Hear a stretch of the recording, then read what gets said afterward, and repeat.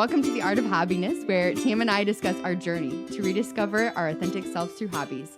Join us as we talk about everything related to a millennial woman and mom who's tired of putting everyone else first. I'm Erin, and I'm so excited to be here with my best friend and co-host Tam for our very first episode. That's right. Can you believe we're actually doing this? No, I cannot believe we're doing this. I feel like we've been talking about this for like ages, and now that we're finally pulling the plug, I'm so ready for it. Yeah. I feel like this is our very first episode, and we are just going to just dive right in with all the bumps and bruises along the way. Yeah, I totally agree. I cannot believe it. As I think we both feel like we're very nervous to start this podcast and put ourselves out there, but I am so ready to just jump in and do it. Yeah, I feel like a few months ago we were really struggling with just trying to feel like who we are as a person. Yep. But in different points of life, right? Like we're at the same point, but then also kind of at different points. Right. Like I feel like, we're both like millennial moms. We both have 2 kids, but I feel like your reason of finding a hobby is somewhat a little bit different than my reason of finding a hobby. Do you want to talk about why you want to find a hobby? I agree. Yeah, sure, for sure. I think I came to a place, really over the last year of just trying to, some self-discovery happening, I suppose. I came to a place where I've been spending the last 20 years really just climbing the ladder, going to school so that I could become a dentist. And then I built this practice that is awesome. But I feel like I've kind of reached the top of that mountain, and now I look back and I spent all my time working on this goal, and I really kind of lost who I am in the process. That cut me off. I kind of got teary-eyed for you. I was you get that top of that mountain, Mary. So I feel very good about that. I've accomplished a lot, and in the process, obviously I have an amazing husband, Adam, and 2 beautiful boys. And, I'm so lucky, but, I look back and I really haven't spent much time on myself or doing things for myself. It's all been about work and family and being a good mom, being a boss, being a, professional. And so, I think there's just something missing. I feel like there's something missing in my life. And so that's kind of where I came from starting this journey with you. Yeah, I think that's really just bared yourself there. And I'm so appreciative that you did that. Yeah. I kind of am I'm reaching around and hugging you, but I also don't want to spill my drink on you while I do. So I love you, man. I love you too. I can totally relate to that because I feel like even in my journey for hobbiness, we get so caught up in these goals of okay, I've got to be the best, employee that I can be so I can get to the top of the chain because that's a goal that I want to be. I want to be a strong, independent woman. But then I also got married along the way. And so I also really, really want to be a great wife. And then I became a mom along the way and I really want to be a great mom. And while those are goals that I feel like I'm hitting, and I do feel fulfilled by them. I also feel like there's I look back and I'm kind of well, okay, those were really awesome goals, but I feel that did I have fun the whole time? Maybe there wasn't a lot of fun along the time because I was just so focused with my head down on I got to be the best of these 3 things in my life. And so I, kind of reflecting back, I was maybe if I had had a hobby along the way, something that kind of made me feel like I was doing something a little for myself, maybe that would have made me feel like there was some fun along the way.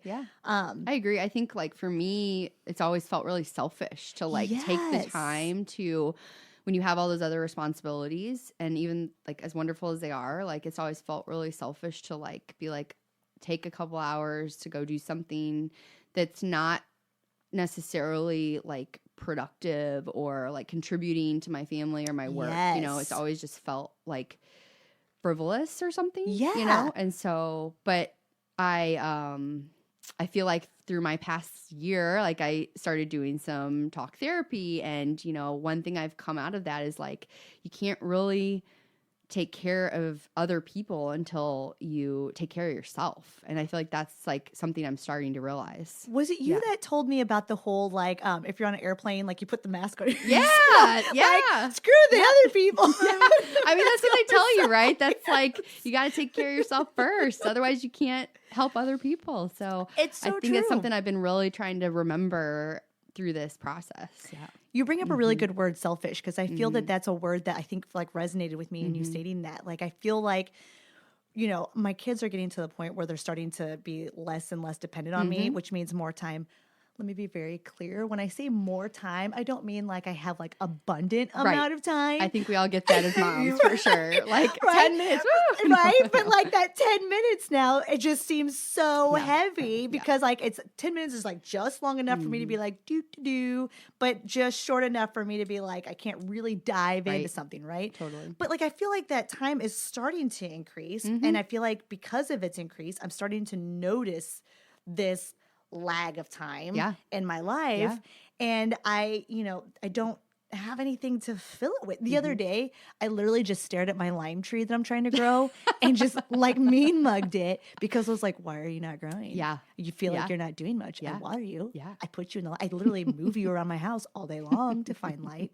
Why aren't you doing anything? That's what I did with my 10 minutes of time, Erin. I mean, I totally get it. Like, I feel like if I have time, it's like I'm like, oh, I don't know if I want to start something. Like, maybe I'll just clean the house because that feels productive. You know, that really gives back to me, right? Right. You know? But no, I think that talking to once we started having these conversations, I started talking to other women and like seeing what else is out there, and I feel like a lot of people our age probably feel, specifically women generally feel like this, and I don't know if it's like our generation or maybe all women have always felt like this when they get to the certain point in their lives. But I think, you know, I'm just ready to like you said, have more fun in life. You know, that's really, I think, a big value I've realized that I'm missing in my life. You know, like I feel like I have pockets of fun, like when we're with each other. When we're with each other, of course, always giggling and it's so fun. But I want to feel like that joy, like just like like being just really involved with something that you like genuinely have chosen to do that like nobody told you needed to do, that you just you don't care what other people think. It's just something that you want to do. I agree. And you bring up the fact that like the gender divide. Yeah. Like if I'm just being totally honest, brutally honest here, part of me wanting to do this podcast was because I have just like a tinge of jealousy towards my husband. Yeah.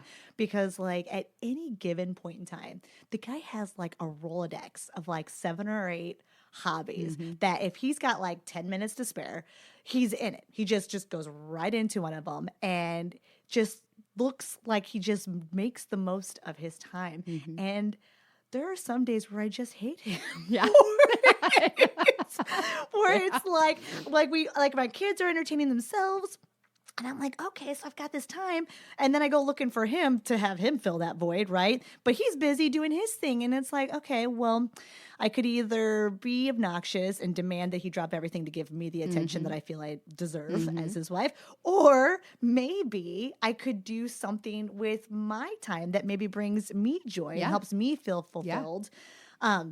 So a lot of this is kind of hoping to like find a way that like I don't like make him feel he has to stop his 7 or 8, you know, hobbies, which we probably shouldn't knock him too much because one of his hobbies over the pandemic was building this sound studio. Oh my God. And so it became very relevant at this point in time. So I'm sorry, honey. I'm so sorry I complained about how much it cost you to build this thing. You're right. The microphone was the most expensive one. That was the better one. The time I was like, you spent what on a microphone? And here we are. So, it turned out he's never going to let you live that down. No, the whole time that we were testing this, he was like, so what do you think about the relativity of that cost of that microphone now? Shut up. Just get it set up so Erin and I can record. That's right. Oh my gosh. Yes, that's awesome. Okay, so like we kind of talked about like why we feel the way we feel. But I think the other thing that like I feel like was a roadblock for me and like being like, okay, I'm going to find a hobby. I'm going to do a hobby. Okay. How do I find a hobby? Yeah. Right. What do I do? Where do we start? Because like I feel like for one, do I even know what I really like?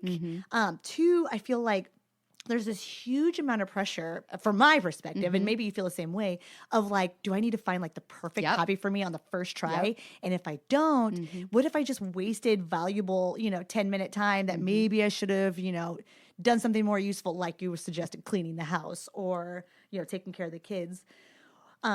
Or do I dive into something that's like super expensive right away? Like, why do I spend all that money on something and then it just I think those are totally valid. I think like for me, a big one is like, I've always felt like if I start something, I have to finish it, And so like, obviously with a hobby or leisure activity, there's no like finish line. And that's been a whole theme of my life is like finishing something, being the best at something. And like, I think like this journey for us or for me is going to be really like good in the sense that I need to like remember like it's okay if I try something and I don't end up liking it, I can stop.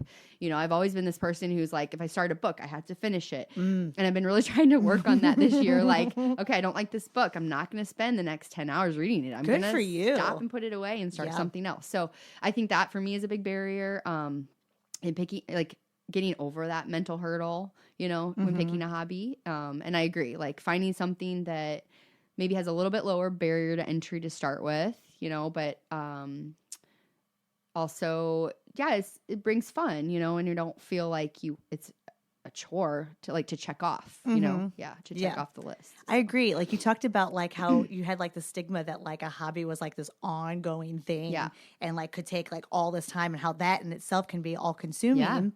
But, and looking, I'm probably going to reference my husband a lot of these because like he's like my resident how-to on hobbying. Yeah.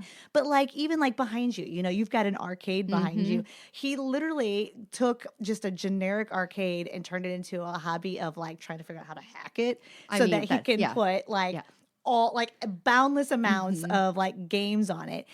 But that was like a very short-lived hobby. Yeah. But he dove into that. I want to develop that type of like interest in things, right? Just like doing it just for the sake of like learning and doing it and just for fun. I don't know. Do you realize the irony of you saying that and us like trying to create a podcast? I thought about that last night before when I came over here. I was like, we're doing something about hobbies and like we are doing a podcast, something neither of us have ever done before. No. So like in itself is a podcast. Like literally have no clue what we're doing. No. And we're just like winging it. I mean, we're not completely winging it. Obviously we've done a little bit of research on this, right. But like neither of us have any sort of background with no authority media whatsoever. Or like, I mean, this is completely new to us and we're like, we're going to do this. Yeah. We're going to do it. And like, so far it's been super fun. And, it's been really fun. I've actually lost sleep. Yeah. And I'll tell you, I even find that like when we start talking about the podcast, I get kind of energized. Yeah. In a way that honestly, Erin, I don't think I get energized by like using that word even. I can't even think of a time that I felt like energized. Yeah, I completely agree. Energized. Yeah, completely agree. I feel like the what is the Energizer Bunny? It just keeps going. I just want I find myself almost kind of obsessing over let's talk more about the podcast. What else can we do to make this helpful? What else can we do to make this like a thing that's really beneficial? Totally. I feel like this is this is our new hobby, our first new hobby. Our first hobby within a hobby. Yeah, like it's almost incredible. It's very meta. Yeah. I feel like what's that movie that's got the hot guy and the hot chick? Oh, Barbie? I don't know. Yeah, that one. That's the exact one. Yeah. It's very meta. Yeah. Inception. I got there. Leonardo DiCaprio? Leonardo. Yeah. You would think I would remember Leo as in like he's very iconic for our time in Titanic, right? Totally. But, I was stumped on him. Yeah. Blame it on the edit. Yeah, that's all right. It's all good.